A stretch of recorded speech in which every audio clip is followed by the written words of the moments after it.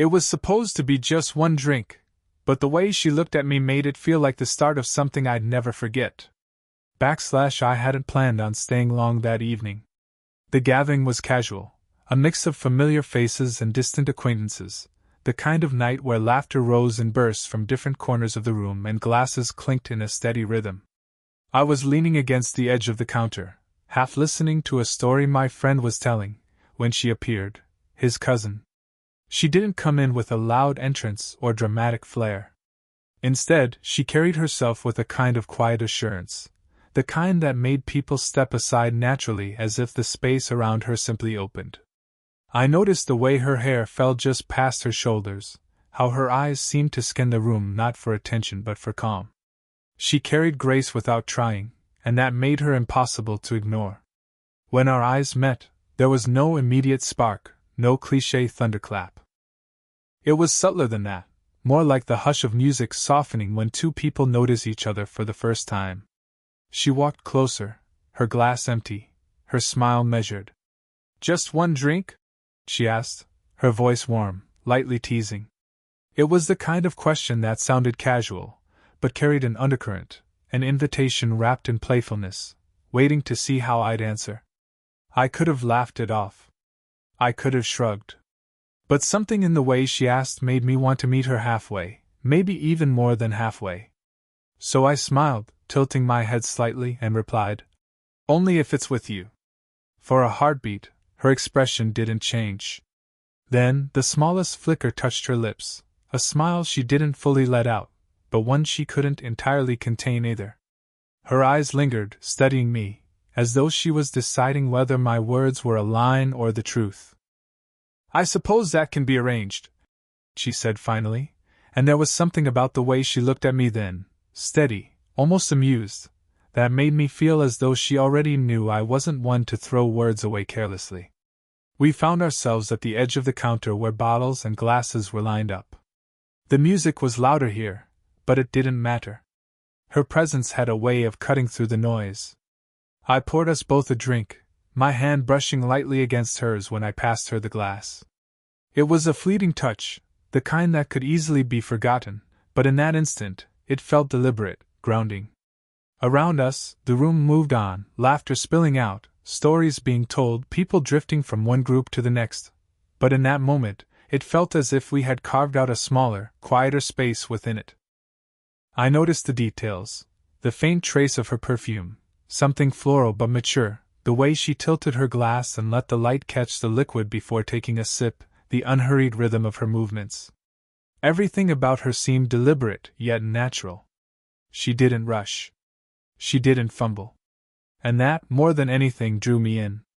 It was supposed to be just one drink, a casual exchange, a passing moment. But as I watched the curve of her smile form again, softer this time, and felt her eyes settle on me with an openness I hadn't expected, I knew this was the start of something I didn't quite understand yet, something that already felt heavier, warmer, than the room around us. We drifted away from the crowded center of the room almost naturally, as if we both knew that the noise wasn't where we wanted to be. There was a smaller corner near the windows, half lit by a string of warm fairy lights, where the music dulled into the background. It wasn't secluded enough to draw attention, but just far enough to feel like our own little pocket of calm. She sat first, smoothing the edge of her dress as she crossed her legs with unhurried ease. I took the seat across from her, the table between us narrow enough that our knees almost brushed beneath it. The closeness wasn't intentional, yet neither of us shifted away. Instead, we let the quiet proximity settle, a silent acknowledgement that this was comfortable. Her smile lingered as she lifted her glass. "So," she said, tilting her head just slightly, "you always this quick with your answers? Or do you save the clever replies for select occasions?" I laughed softly, trying not to sound too rehearsed. "Depends on who's asking. Some people only get a yes or no. But you—" I paused, searching her face. "You looked like you'd see right through anything less." For the first time, she let out a genuine laugh, not loud but warm, the kind that seemed to fill the small space between us. She tucked a strand of hair behind her ear, almost shyly, though I suspected she wasn't used to feeling shy at all. The conversation began light, mutual friends, places we'd both been, the kind of small talk that should have skimmed the surface. But with her, it didn't stay there. She asked questions that had weight, that pulled me deeper without me realizing it. When I answered, she listened fully, her eyes steady, her glass occasionally turning between her fingers. I found myself noticing the smallest things, the way her laughter seemed to curve upward and fade slowly, the way her eyes softened when she spoke about the books she loved, the way she leaned forward slightly whenever something I said caught her interest. She wasn't performing. She was present. And that was rarer than anything else in the room. At one point, her hand rested on the table, and as I shifted mine, our fingertips brushed. Neither of us pulled away. It wasn't deliberate, not quite, but it wasn't forgotten either. The touch lingered in my awareness, quiet but charged, like the faint hum of electricity before a storm. The lights above cast a soft glow across her face, highlighting the subtle lines of expression that told me she'd lived more than I had, felt more, carried more. Yet there was no heaviness in her presence tonight. Only a kind of steady grace that made me want to lean closer, to hear her voice over the muted crowd. Outside the window, the night stretched wide and unhurried. Inside, the noise of the gathering faded into something unimportant. All I could think of was how easily time bent itself around us, how a simple suggestion, just one drink, had unfolded into something that already felt far more significant than either of us had intended. We drifted away from the crowded center of the room almost naturally, as if we both knew that the noise wasn't where we wanted to be. There was a smaller corner near the windows, half lit by a string of warm fairy lights, where the music dulled into the background. It wasn't secluded enough to draw attention, but just far enough to feel like our own little pocket of calm. She sat first, smoothing the edge of her dress as she crossed her legs with unhurried ease. I took the seat across from her, the table between us narrow enough that our knees almost brushed beneath it. The closeness wasn't intentional, yet neither of us shifted away. Instead, we let the quiet proximity settle, a silent acknowledgement that this was comfortable. Her smile lingered as she lifted her glass. "So," she said, tilting her head just slightly, "you always this quick with your answers? Or do you save the clever replies for select occasions?" I laughed softly, trying not to sound too rehearsed. "Depends on who's asking. Some people only get a yes or no. But you—" I paused, searching her face. "You looked like you'd see right through anything less." For the first time, she let out a genuine laugh, not loud but warm, the kind that seemed to fill the small space between us. She tucked a strand of hair behind her ear, almost shyly, though I suspected she wasn't used to feeling shy at all. The conversation began light, mutual friends, places we'd both been, the kind of small talk that should have skimmed the surface. But with her, it didn't stay there. She asked questions that had weight, that pulled me deeper without me realizing it. When I answered, she listened fully, her eyes steady, her glass occasionally turning between her fingers.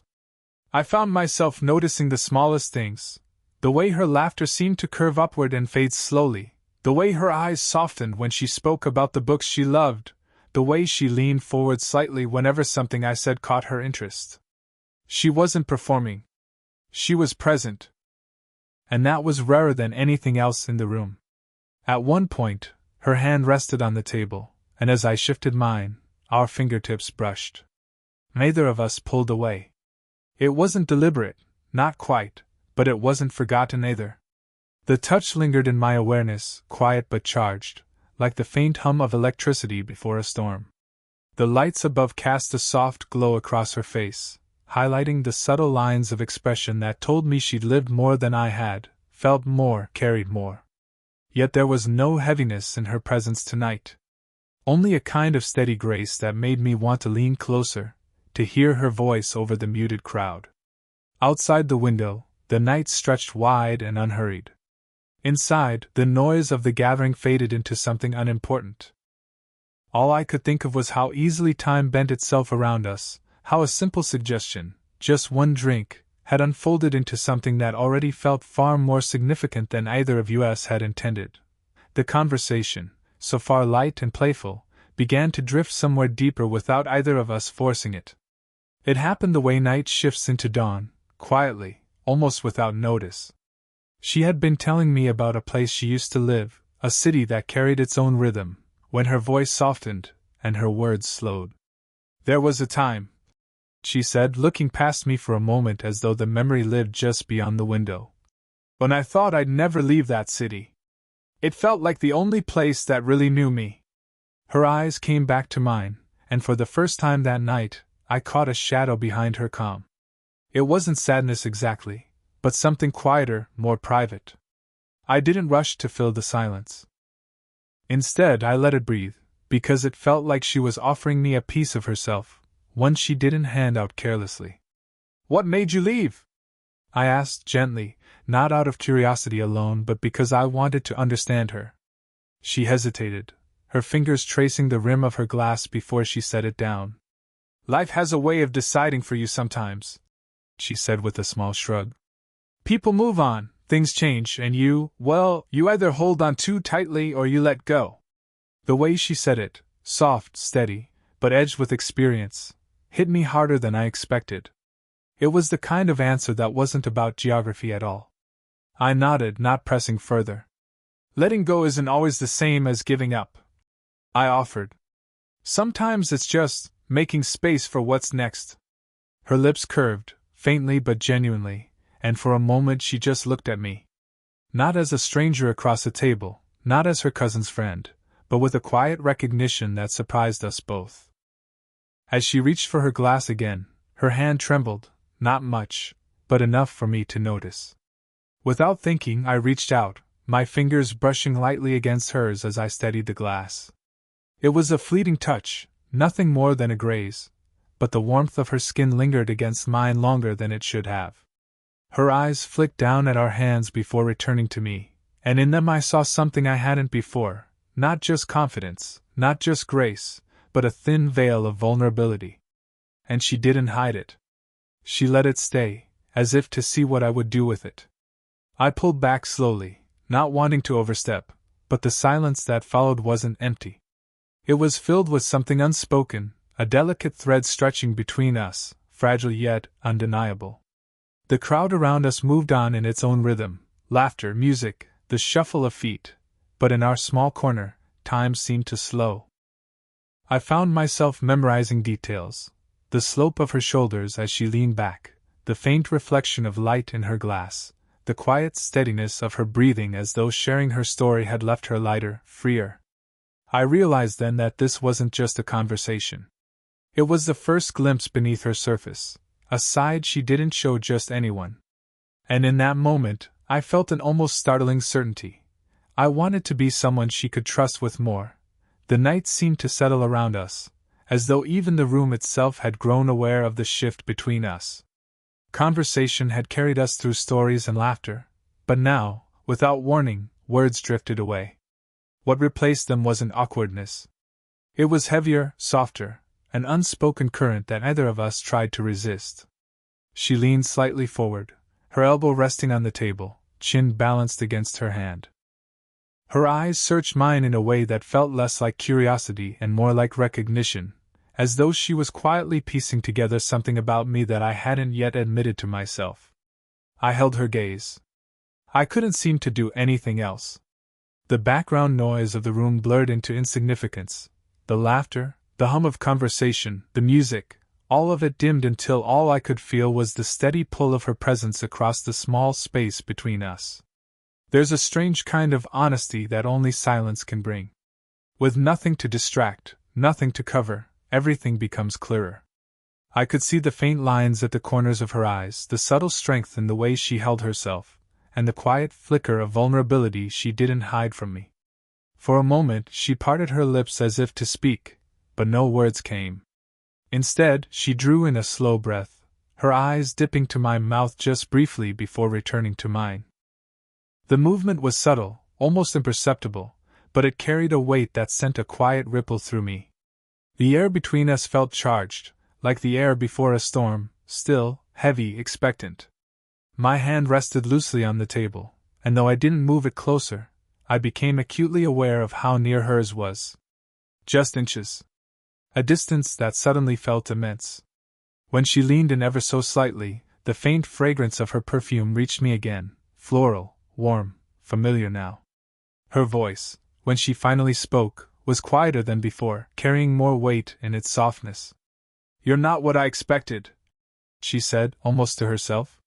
I let the words hang, unsure if she meant them as a compliment, a confession, or both. "Is that good or bad?" I asked gently, my tone careful, not wanting to break the fragile balance we'd found. Her smile appeared slowly, her eyes softening. "Maybe a little of both." We shared a quiet laugh, not loud enough to draw attention, but enough to release just enough of the tension to breathe again. Still, the silence that followed didn't return to what it had been before. It wasn't empty anymore. It was full of possibilities, questions unspoken, answers not yet dared. As she leaned back, the golden glow of the candles cast a soft light along her profile. I found myself memorizing the moment, as though some part of me knew that this pause, this simple, wordless connection, would matter more than anything else said tonight. It wasn't a confession, not yet. But it was the beginning of one, resting quietly in the space between her gaze and mine, waiting for the night to unfold it further. Eventually, the noise of the gathering pressed back in, reminding us that we weren't alone in our small corner of quiet. She glanced toward the crowd, then back at me, her expression thoughtful, as though weighing whether the night should end here or stretch just a little longer. "Do you want to get some air?" she asked, her tone casual but her eyes carrying something gentler, almost hopeful. I nodded without hesitation. "Yeah. Let's."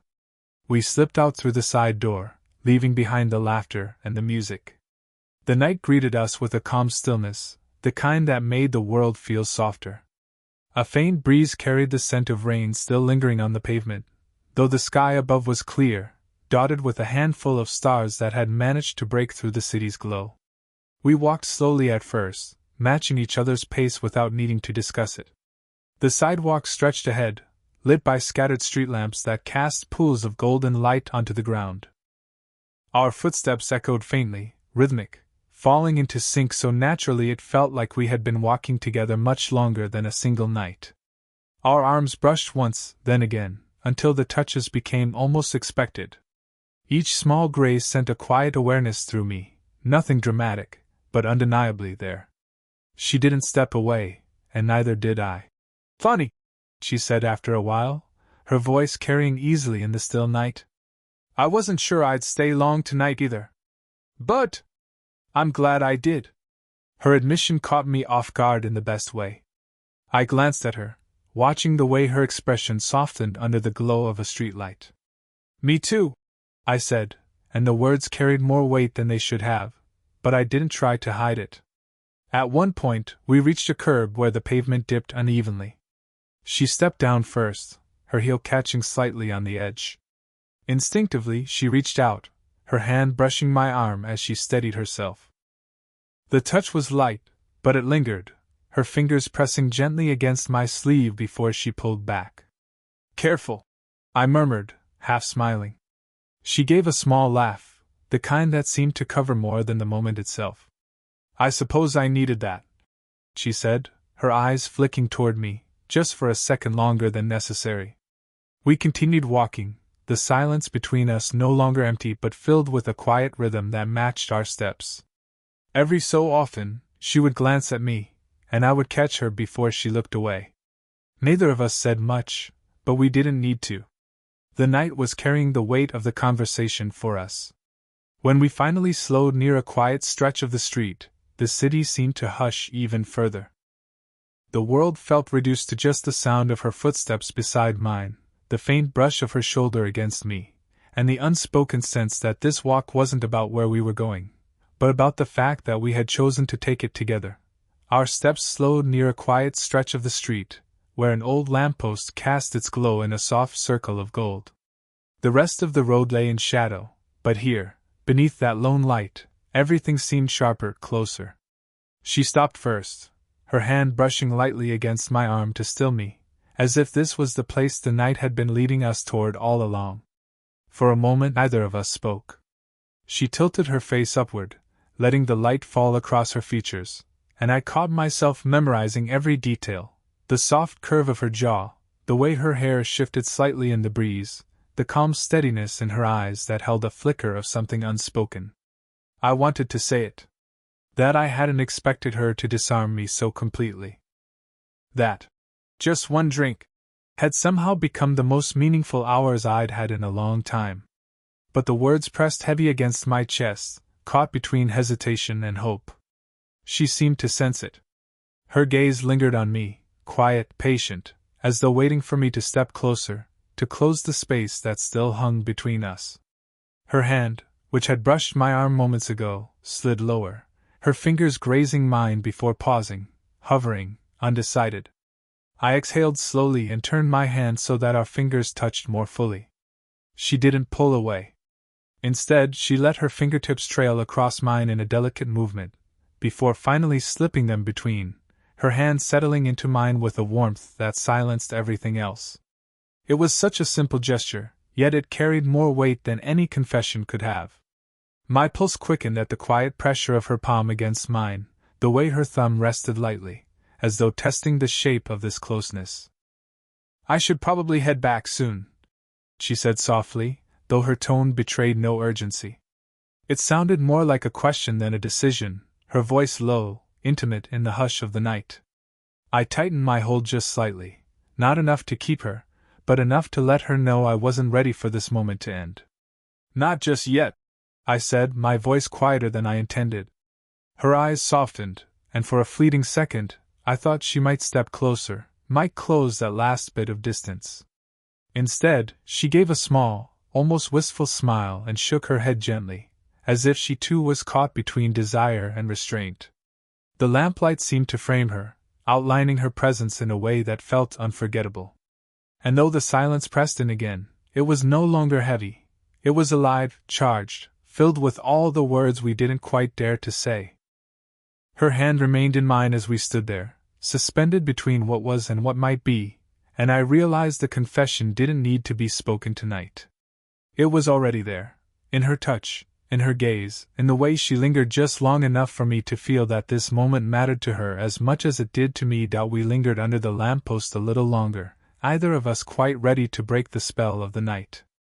Her hand remained in mine, warm and steady, and I could feel her thumb tracing the faintest line across my skin, absent-minded, almost, but intimate in a way that made my chest tighten.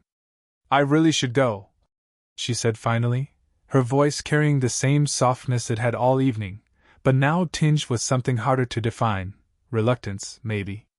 I nodded, though part of me ached at the thought of letting her slip back into the night. "I know," I said quietly. "But thank you for staying. For this." Her smile appeared slowly, small but real, as though she understood exactly what I meant without needing more words. She stepped closer then, closing the last bit of space between us. I felt the warmth of her presence, the nearness of her, the way her eyes lingered on mine as if debating something silently. And then, without hesitation, she leaned up just enough to press her lips softly against my cheek. It wasn't rushed, wasn't casual. It was deliberate, lingering just a heartbeat longer than necessary. The warmth of her kiss seemed to sink into me, leaving a trace that refused to fade. When she pulled back, her face remained close to mine, her breath brushing lightly against my skin. "Don't read too much into it," she whispered, though the gentle curve of her smile betrayed her own words. I laughed quietly, not to dismiss her but because it was the only way to release the weight in my chest. "Too late," I murmured. Her laughter joined mine, low and soft, before she finally let her hand slip from mine. The absence of her touch was immediate, noticeable, like the sudden cool of air where warmth had been. Yet even in that loss, something remained, an imprint, a promise. She turned and began walking back the way we had come, her steps unhurried.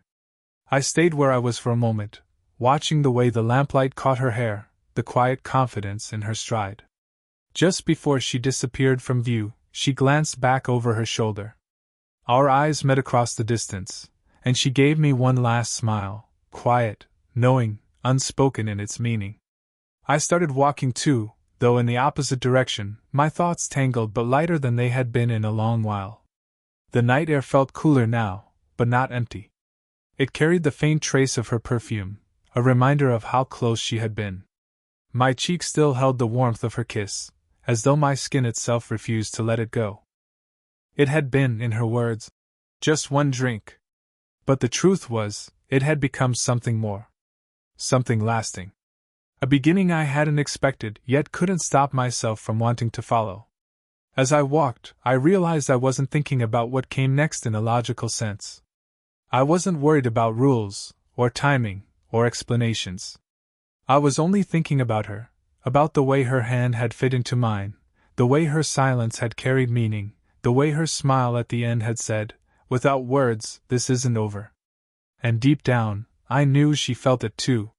15.